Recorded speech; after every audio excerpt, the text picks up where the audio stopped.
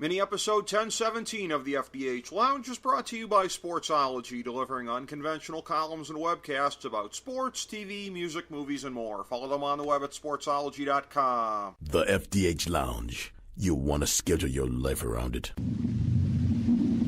A long time ago, on a gloomy, wet Cleveland spring night, two men stand alone amidst the late-night drizzle. Their voices echo across the vacant station parking lot as they debate the merits of the great American radio show that have been missing for far too long. On that night, an idea was born. That idea became the FDH Lounge.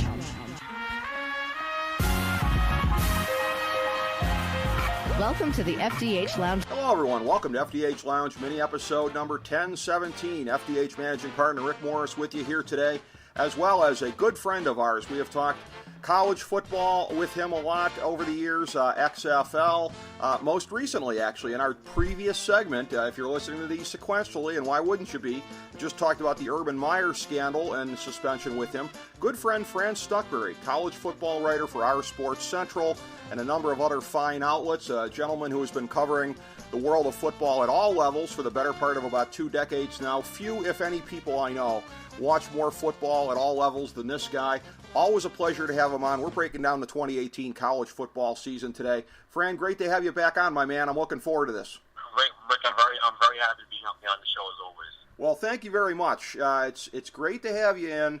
And again, as we get into this, we covered the Urban Meyer thing, like I said, previous segments, so we don't have to really get into that here. Big picture looking at the season, I know there are some things coming into the year.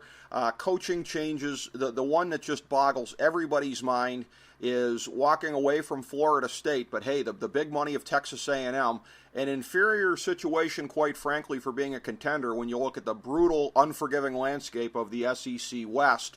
But Jimbo Fisher at Texas A&M, we've seen a number of interesting things shaking out over the course of this offseason. And again, Willie Taggart going down to Florida State from Oregon. So it's always a dominoes game when top jobs are open. But what are your thoughts about some of the key things that happen in the offseason that are going to shape the 2018 college football season? Well, with some of the hires, I think Scott Frost, it's eventually going to make Nebraska a contender for the Big Ten.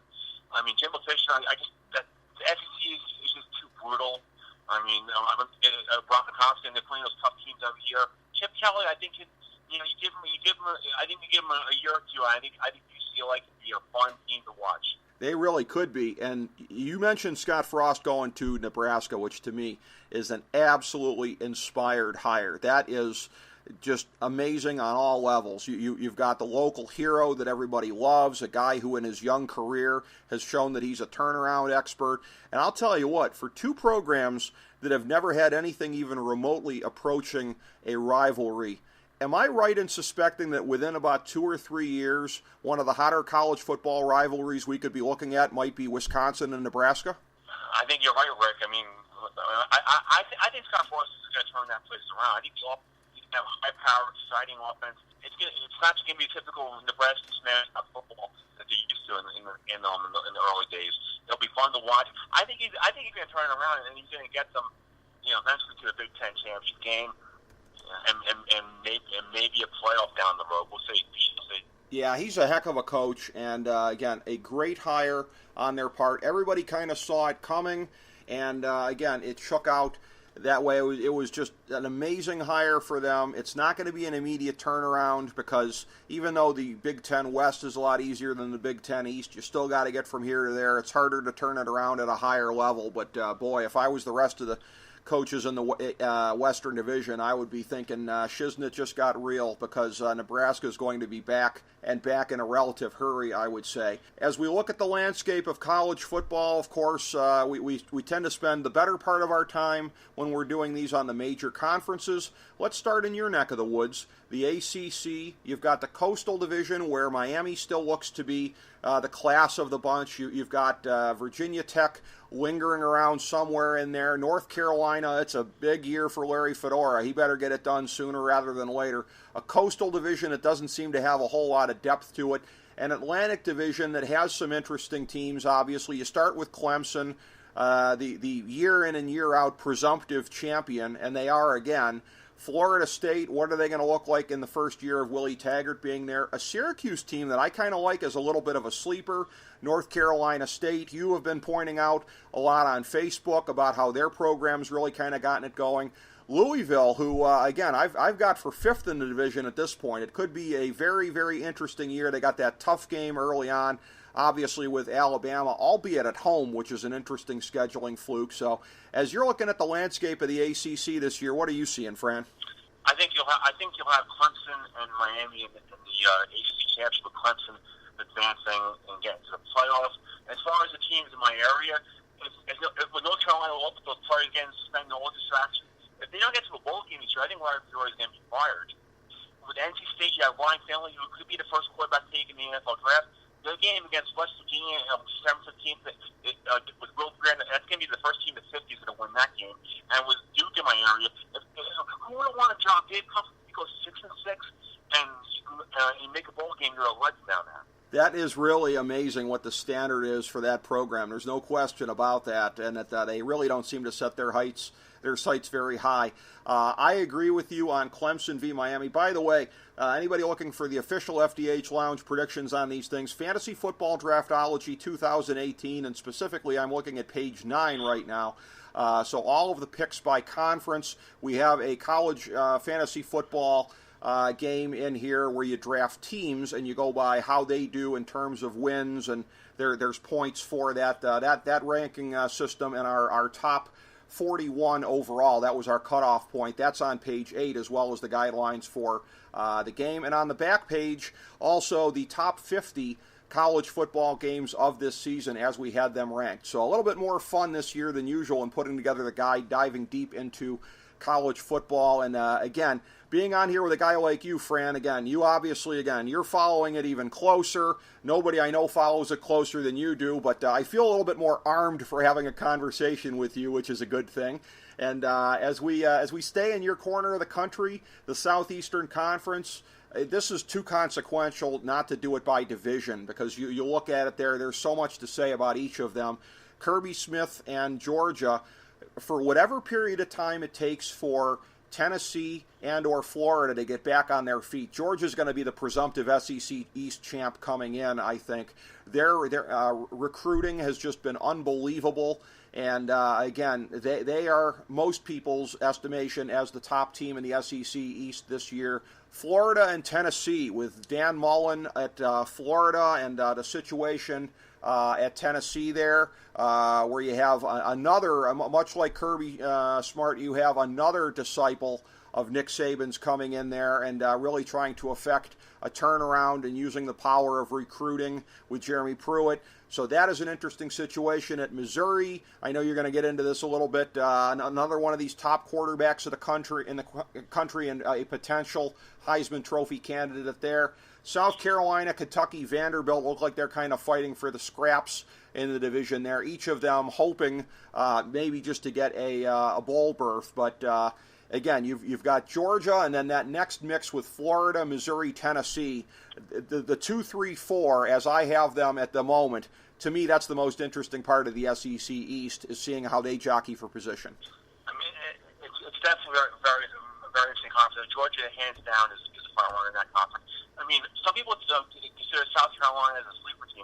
People are actually tied to Louisville. That's a shock. They weren't ranked in the top 25 after the 9-4 season they had last year. Yeah, I think people could be in for an eyebrow raiser in terms of the expectations with that one. And you look at the West, and much like, as we say, Georgia's the presumptive favorite in the East, I think you still give it to Alabama. It's close because, to me, Auburn's not far behind, but with what Alabama has coming back and what they're bringing in, which you could cut and paste that every year with what they're returning and with what the recruiting is, they're up there. So to me, they're just narrowly ahead of Auburn.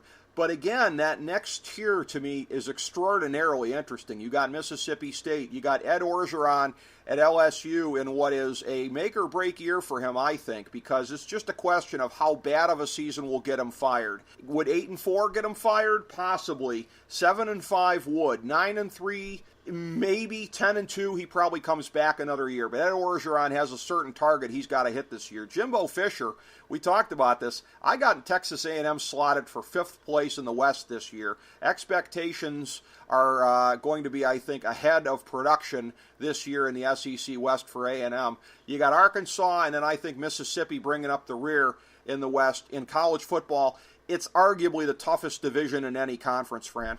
It definitely is. And as far as LSU is concerned, if they turn for some reason to be Miami to week 1, that would really be a job-saving victory for Ed Orgeron. Because the thing is, every year they have they keep on changing the offensive coordinator. They've had so many.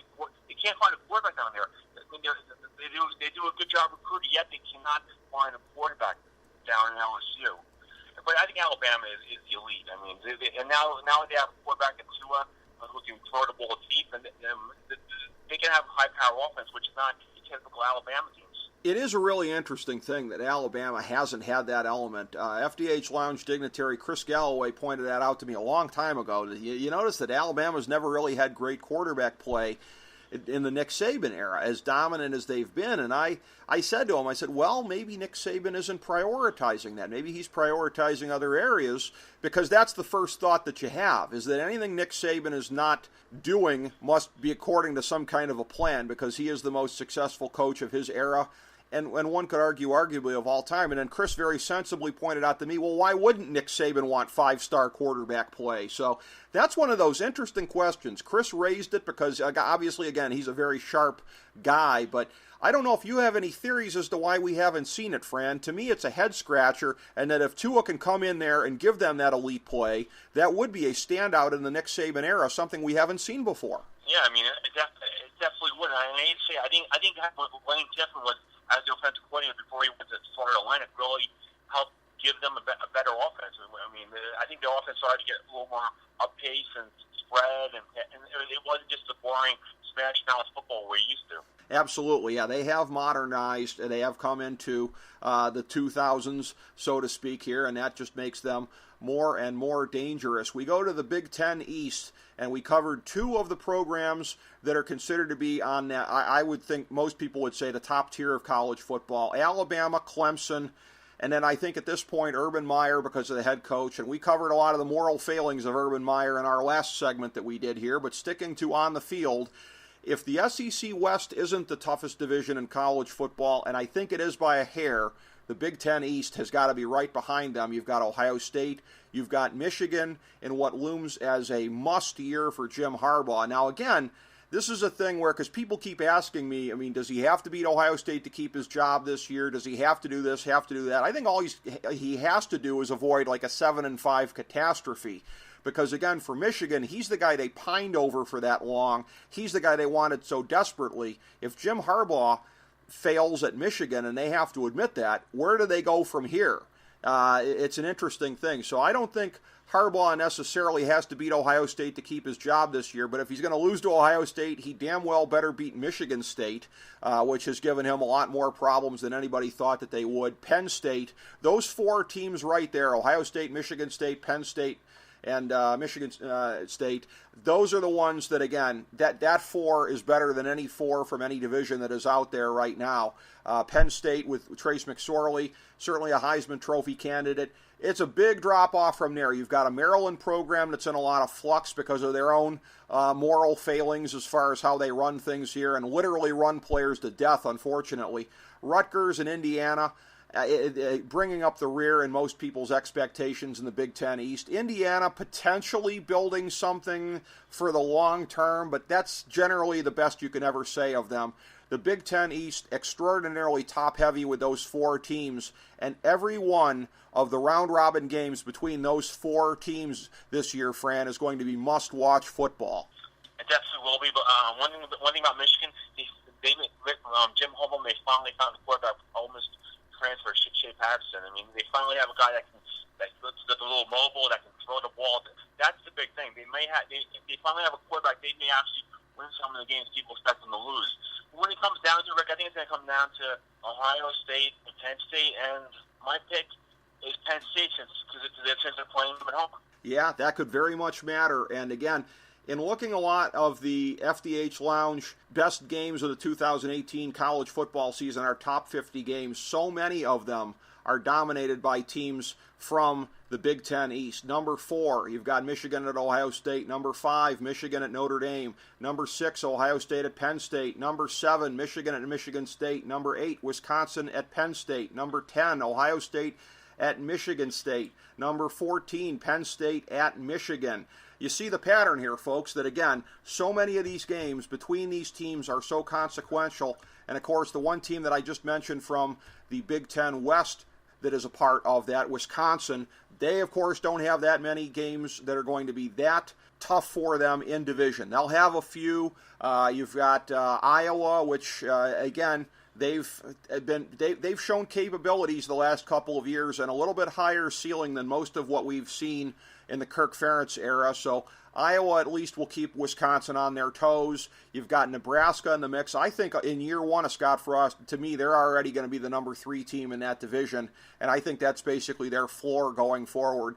You've got from there Northwestern, PJ Fleck at Minnesota. I've got them as the number 5 team in the division right now. He's going to be getting to a point here where, again, he's been on sort of an uninterrupted upward career trajectory. Minnesota is one of the most interesting schools in the country when you look at both college football and college basketball, because it's like a mirror image having Richard Pitino there, because both programs, you get the sense that they are harvesting coaches for bigger jobs yet to come. But P.J. Fleck, in a year of opportunity in the Big Ten West, before Nebraska really becomes something under Scott Frost, this is going to be interesting. P.J. Fleck is going to have them make a move. Jeff Brom at Purdue, I've got them in the 6th spot. I know he is somebody that you have an appreciation for, Fran. I do as well. We'll see what the ceiling is for the Purdue program and what's the most he can get out of them before moving on to another job. Number 7, Illinois. They have really seen some down times in recent years. I don't see this year being any different. So we've used this term a lot of times for a lot of the divisions here. Presumptive division favorite. To me, it's Wisconsin in the Big Ten West. I think it's definitely Wisconsin. I mean, they have one of the best running backs. They always that's like a running back university. All the running backs they've had, but they are amazing the way that they continue to churn those guys out. And again, Wisconsin is a program that is going to be a legit threat in the Big Ten championship game. A lot of times, not so much. A lot of times it's sort of been a cannon fodder kind of a thing for the Big Ten East champion. And whoever comes out of the Big Ten East, they're going to have, no doubt about it, no semblance of a glass jaw. They're going to have an ability to take a punch. And that's something that is going to be questioned about Wisconsin a little bit because of their schedule. But they're about as good as anybody at this point. We get to the Pac-10, and again, the North Division, you look at it, I don't think we really have a presumptive division favorite, but I'm going to install Washington as the favorite. I've got them by a little bit over Stanford. It's a transitional year for Oregon as they continue to try to get back to where they were from there. Cal, Washington State, Oregon State. The bottom kind of falls out in a hurry. You start getting to the bottom of the conference here. But Washington, Stanford, and to whatever extent Oregon are going to make this battle for the division crown kind of interesting, I would think, Fran. Yeah, I think you give it to Washington, but the thing is, Stanford will Bryce Love, if he has mega games, and he's also another Heisman Trophy candidate. But I think the edge goes to Washington. I would think, because the rest of the teams. I mean, Stanford just doesn't have they're not as dominant. They don't have the defense like they did years ago. They just don't. I mean, years ago they were getting the Rose Bowls, doing this, and now they're just skating by. They are, and that division, again, it doesn't have a whole lot of depth to it. The other one, the Pac-10 South, it really is interesting because it is probably one of the bigger grab bag divisions in college football right now, to where it could be any one of a number of teams emerging in this division. It's very possibly the most wide open. I've got USC 1, Arizona 2. From there, you've got Colorado and Utah. You could make a case for either one of those teams. I think year one of Herm Edwards at Arizona State, you'd be asking an awful lot, and you'd be asking way too much of Chip Kelly at UCLA. And I think everybody in Westwood knows this is going to take a year or two for him to get his system in place, his players in place. The lingering question when you look at how things went for him towards the end in the NFL is that, again, there's no question about it that Chip Kelly is going to go down as a great innovator, but his system and aspects of it are being run by so many different teams at the college football and the NFL level. He may be a victim of his own success in terms of now not doing things that much differently than anybody else, which was the things that set him apart when he was at Oregon in the early part of the time with the Eagles. So what's your thoughts about the Pac-10 South, Fred? Well, I mean, the team to keep an eye on is Arizona, because that's another coach now, Kevin Sumlin, who came from Texas A&M. That's a very interesting hire. I mean, I think that's a great hire for Arizona. Much better than Rich Rodriguez over there. But I mean, UCLA, it's going to take time. It's going to take time. Some people have. I mean, Utah is a possibility. It's pretty much wide open. Everyone wants USC, but we'll have to see. We'll have to see if they can just continue to build on the momentum. That will be the big question, certainly. You go to the Big 12, and again, as far as the team everybody is looking at in year 2 of the new coaching there, Oklahoma, to me, I think remains at the top of the conference. In the second spot there, the team they will pick in the Big 12 championship game, I'm going out on a limb because I have said in years past, one of the biggest head-scratching teams in the country from week to week in terms of how good or how bad they might look is West Virginia. I think this might be the year that they break through enough to at least make the conference championship game. To me, it's kind of now or never for them as far as the opportunities in the conference. From there, you've got TCU, that tough early season game with Ohio State. That is going to be a thing that they're going to have to overcome somehow. At Texas, it is only a matter of time before Tom Herman really gets them going. So again, if you're a program like West Virginia, you strike while the iron's hot, because if it's not Texas's time yet, we're probably only about a year or so away from that. Oklahoma State, a perennial threat. They're always at least on the periphery at the top of the conference. From there, Iowa State, Matt Campbell has gotten to be a hot commodity for a bigger coaching job, and that could be coming after this season. Kansas State is a solid program, certainly at this point. You go from there, Texas Tech, the turnaround attempt at Baylor is ongoing, and the turnaround at Kansas seemingly stalled as per always. So the Big 12, the only one of the conferences that is not split into divisions. Everybody plays everybody. And again, somebody's going to play somebody else twice in the conference championship game, as is the case now that they're doing it that way. To me, it's Oklahoma over West Virginia. How do you see it, Fran?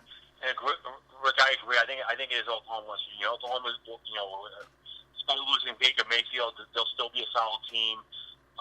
West Virginia, I will agree. I mean, the guy was on fire until he got hurt towards the end of the season. I mean, some Oklahoma State, Mason Rudolph is gone, so they might take a step back a little bit. I mean, Iowa State. I mean, they'll get to a bowl game. I mean, some of these teams are just. I mean, the Big 12 doesn't have the depth some of these other power conferences have, Rick. That's true. Yeah, the bottom kind of falls out. Now that's what we've been saying here. For a number of these conferences and a number of these divisions, as college football has gotten to be more and more top-heavy at these levels here. And we'll get to our thoughts for the playoffs, the bowl games subsequently. As far as other conferences go, my thoughts, Sun Belt. I am taking Arkansas State over Appalachian State. In the AAC, I'm going to say UCF to repeat. I'm going to take them over Navy. Conference USA, Florida Atlantic over UAB. The Mountain West, Boise State over San Diego State. And in the MAC, call me a homer if you want to, but this is the year, baby. Frank Solich gets it done. Ohio over Northern Illinois in the MAC championship game. Mark it down. That's how I see the other conferences going, Fran. I like your picks, Rick. I mean, as far as down in the group of 5, I think it's going to come down to either Boise State or Central Florida. One thing with Boise State is in a couple weeks they play at Oklahoma State. If they win that game, that can separate them from Central Florida. Central Florida, I mean, they play North Carolina. They should easily win that game in a couple weeks as well. But I really feel that it's either going to be Boise State or Central Florida in the group of 5 making in the year 6. Yeah, I think it's going to be very interesting to watch that play out. When you talk about the New Year's 6 bowl games, we'll get to this in a second here because the top 4 teams, as I have them slotted right now, number 1, Alabama, number 2, Clemson, number 3, Oklahoma State, number 4, Ohio State. So Oklahoma, Ohio State rounding it out, and again, a lot of chalk in there as far as it goes. Those 4 teams are going to be picked by an awful lot of people. Here's how I see the rest of these games going. The Peach Bowl, Penn State over Notre Dame. The Fiesta Bowl, Michigan over Boise State. I think they will be the qualifier from the other conferences. The Rose Bowl, they're going to go Pac-12, Big Ten. It's going to be Wisconsin over Washington, in my estimation. And in the Sugar Bowl, Auburn over Miami. That should be a pretty tasty game right there. So your thoughts on the New Year's 6 games that do not include the bowl games here? The the Peach Bowl, the Fiesta Bowl, the Rose Bowl, and the Sugar Bowl. Thoughts on any of those? I mean, it's gonna be top heavy again. I mean, you'll probably have at least 2 or 3 Big Ten teams in those games. The thing that's interesting as far as the teams are concerned, Rick, is there a possibility that that 2 teams in the Big Ten or SEC make the playoff? Because it happened last year, and the only way that can possibly happen is if the Pac-12 again has 2 losses, or for some reason Oklahoma loses 2 games. Yeah, I think it's very possible. And again, it's a scenario where I think it's almost got to be maybe Ohio State and Wisconsin both being undefeated going into the Big Ten championship game. I think that's a possibility. I think Georgia getting in terms of you've got Alabama in there as well. So I think for Georgia to somehow, maybe again, if both of those teams are undefeated or the team with 1 loss is the team that wins the game, I think that's the scenario for either conference here, because again, for me, I've got Washington number 5 in the country. They're on the outside looking in, which is something that I'm sure the Pac-12 is getting sick of. The Big 12 has experienced it as well. The only thing that seems to keep the ACC from suffering the same fate is that they have Clemson, which is the ultimate equalizer. But yeah, the ACC rarely, if ever, going to be a threat to get 2 teams in here. But the SEC and the Big Ten, absolutely, and I think even more so in the years to come as some more of these programs strengthen.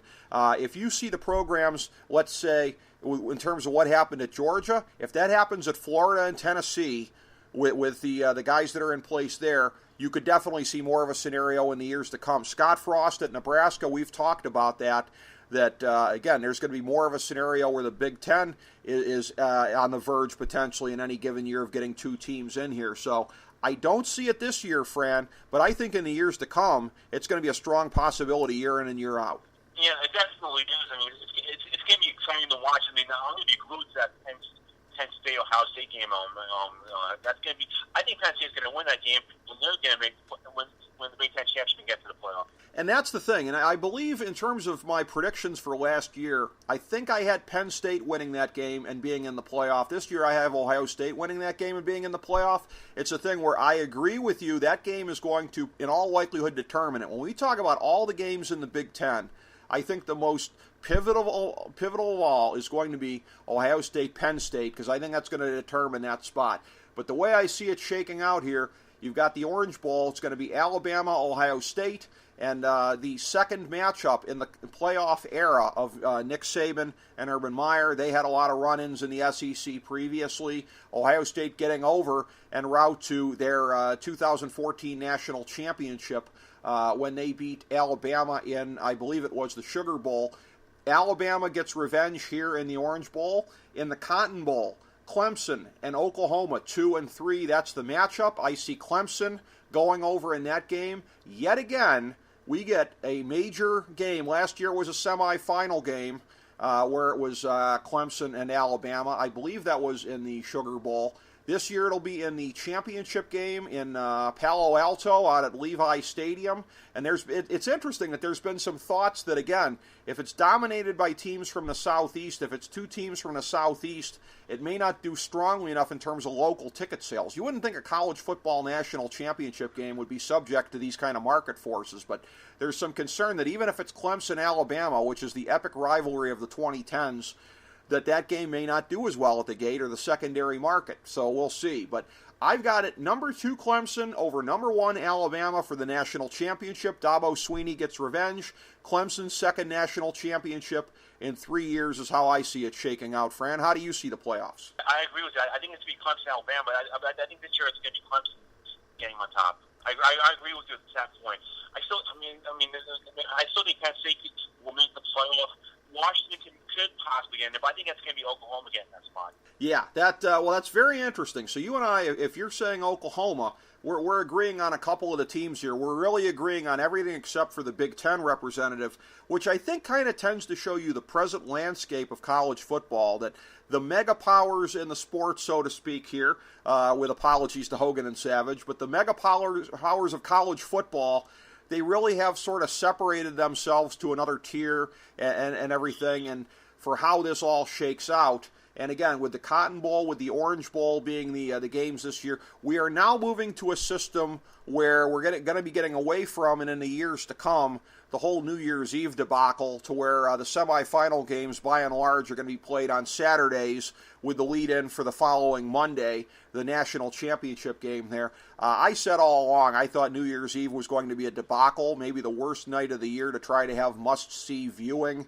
And again, interesting to see that college football adapted themselves to that. And I think that doubleheader is going to do boffo ratings by them having made that decision. Well, one thing I have to mention is last year on our show, we were only podcast to talk about the Commander-in-Chief trophy, and we had, and I predicted the Army the first time in the 15 years would win it, and they did. And I expect the Army to beat Navy again this year and win the Commander-in-Chief trophy 2 years in a row. So you're talking about that. Okay, well that's fascinating. I really think that it's a good call on your part there, and the way that the program has really just sort of emerged and stepped up. And that Army win over Navy a couple of years ago was just so stirring as far as how long in coming it had been. And that is a very, very interesting part of the college football world, and of course the annual Army-Navy game.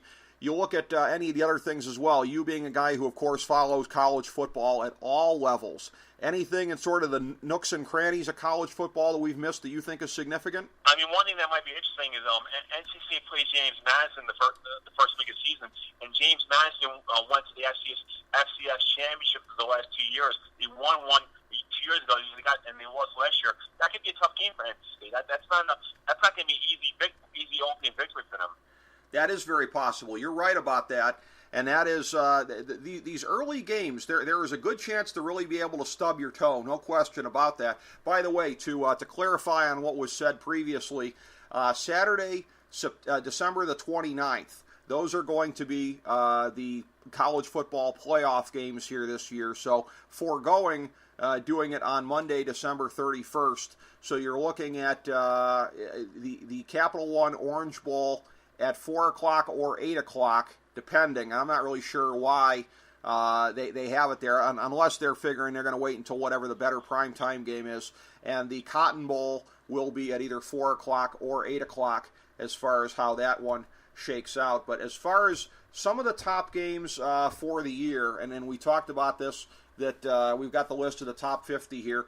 I've got, when you're looking at a program that has a very, very interesting year, and I wouldn't say it's a must-win situation for Gus Malzahn. He certainly bought himself some time from last year. But the one thing we didn't really talk much about that gets me is I have Auburn in the three most fascinating games of the year going into the season. Now, obviously, the one that is number 2 on my list, Auburn versus Washington, if they dump that one, then retroactively these other games are going to be less interesting. But the Iron Bowl, to me, the rematch of last year and Alabama getting shocked as they were in Week 13, I have that as the number 1 game of the year. Auburn-Washington 2 and Auburn-Georgia, I have that as the number 3 game of the year. So particularly, again, these games will only retain their full appeal if Auburn gets past Washington and then has either no losses or only 1 loss going into the other 2 games here. But very rarely does a program like Auburn have a run of games like that to where arguably they're in the 3 best and most anticipated games of the year going in. I mean, if Auburn beats Washington, that's going to be a major plus to them. If Washington loses that game and makes some reason lose another game, they'll definitely be on the outside looking in. Yeah, they will. As far as the national championship goes, and as far as them being one of 2 teams coming out of the SEC, you have to avoid losses like that. Everybody says, oh, well, losses in September aren't quite as consequential. But, again, when you have a season like Auburn's where, let's face it, they're set up to fail. I mean, it is what it is. You have the in-conference schedule. You have the big non-conference game with Washington. You have to basically try to just keep surviving one potential catastrophe after another, one potential booby trap. And again, you fall into the first booby trap week 1, and there's no margin for error the rest of the way. You probably have to win the conference. And if you do that as a one-loss team, you'll survive and you'll make the playoff. But you do not want to, on Labor Day weekend, erase all of your margin for error. But again, a Boffo preview to the 2018 college football season, as I knew it would be. Fran Stuchbury, again, you are a gentleman who just, again, follows, researches, devours college football really, at all levels. So probably the next time you'll be on is when we're talking about plans for the XFL, when that gets a little bit more solid and a little bit more formed as far as where they're going, and other professional football that is going to be sort of competing with it at that level. So your ongoing coverage for our Sports Central, of course, and other fine outlets that you are working for. It is always a pleasure to have you in the FDH Lounge, Fran. I thank you so much for what you brought to the segment. Thanks, Rick. I'm always happy to be on the show. As I say about your podcast doesn't set the bar. It is the bar. Thank you, Seamus. I appreciate that. And, that is it is always great to have you on. Great to talk college football. These are absolutely priceless conversations to have with you. Thank you for being on, Fran. Thank you, everybody, for checking out FDH Lounge mini episode number 1017. As we bring the show to a close, we would like to extend our deepest gratitude to NBC, CBS, ABC, Fox, all Clear Channel affiliates, TNT, TBS, USA, UPN, Deadspin.com, YouTube.com, YTMND.com, MySpace.com, various blogs, Fox News, CNN, CNBC, MSNBC, IamBoard.com, Billboard.com, Google.com, ESPN, ESPN2, ESPN News, ESPN Classic, NBA TV, NFL Network, Sports Time Ohio, Athlon Magazine, Comedy Central, Cartoon Network, The Boomerang Channel, QVC, BET, The Spice Channel, Steno Notebooks, Manwich, Papermate Office Supplies, waitresses, strippers, bartenders, garbage men, janitors, microwave popcorn, the writers of The Office, Scrubs, Entourage, My Name is Earl, Oz, Metalocalypse and the Boondocks, Aquafina, and the periodic table of elements.